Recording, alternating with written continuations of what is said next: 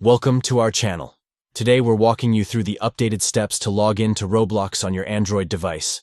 If you're ready to jump back into the game, let's get started. First, open the Roblox app.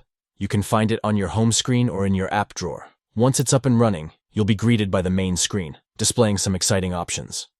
Next, look for the Login button, usually located right at the bottom of your screen.